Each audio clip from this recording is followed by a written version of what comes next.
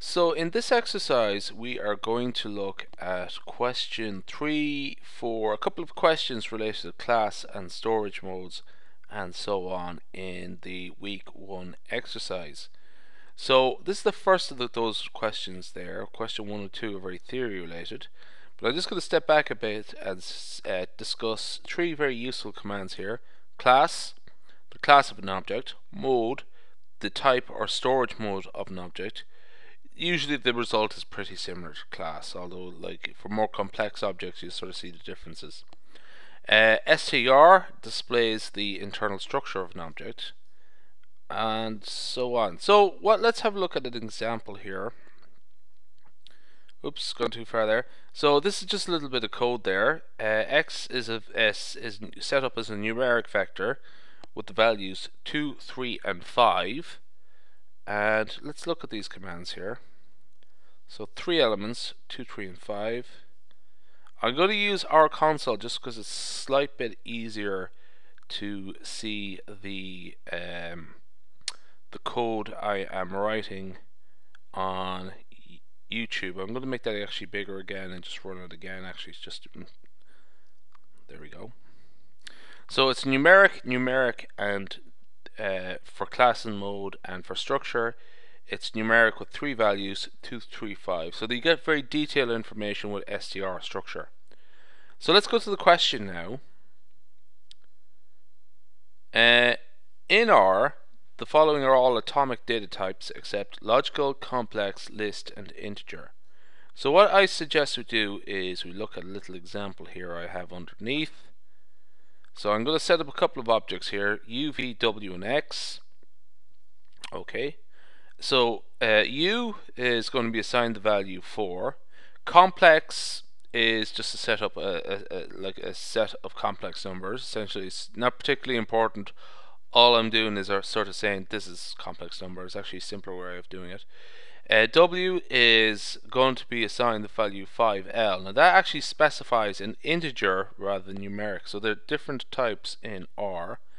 And X finally is a list that comprises U, V, and W. So I'm going to set up U, V, and W here, and then we'll just look at the classes of each. So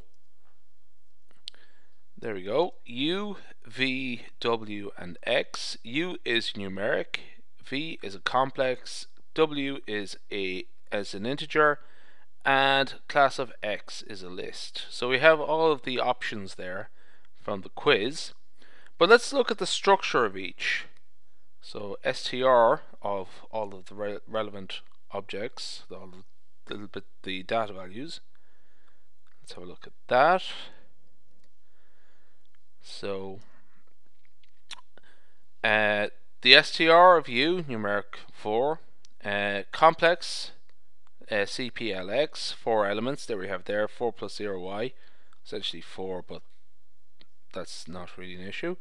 The value there is str. The structure of w is an integer.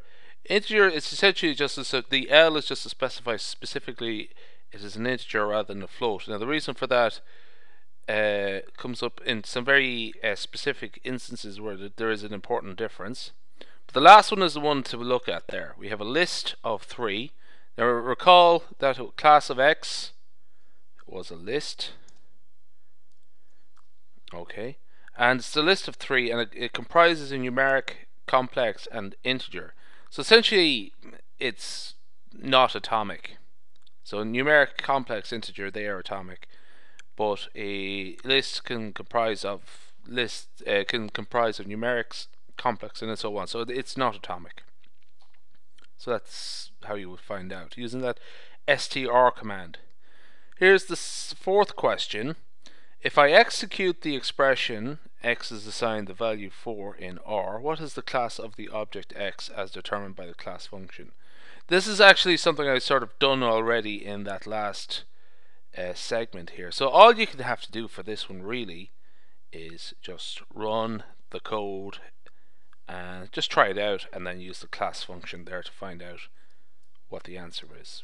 So you can see what the answer is there. I'm not going to call it out. I'm not going to be that blatant.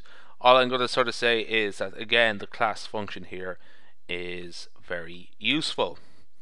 Let's just look at some counter examples.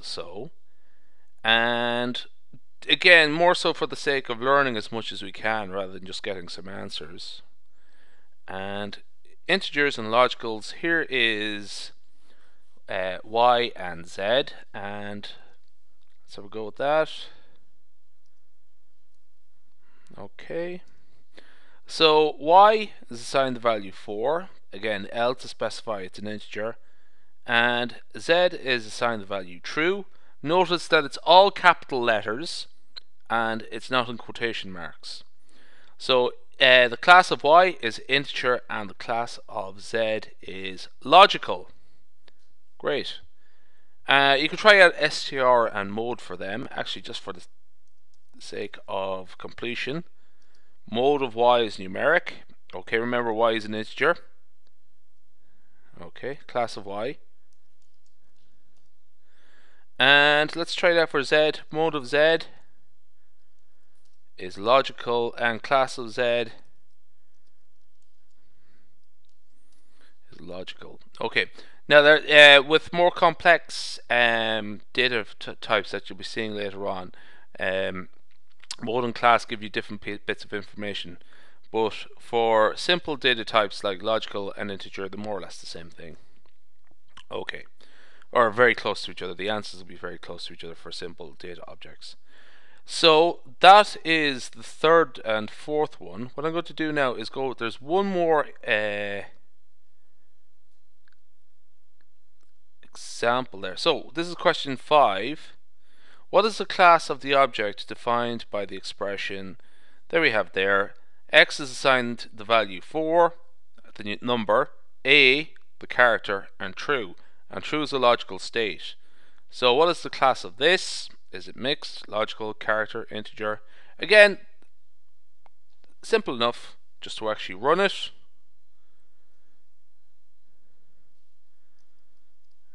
There we go, it's a character. Let's just actually run this again without a. So we have 4, the number, and true, the logical value. Oops, let's do that again. And just see what happens. Let's just recommend having a go with this.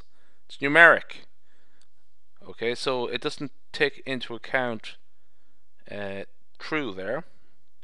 So let's just run it one more time, and I'm going to precede it with 4L, which is an integer. It's numeric again.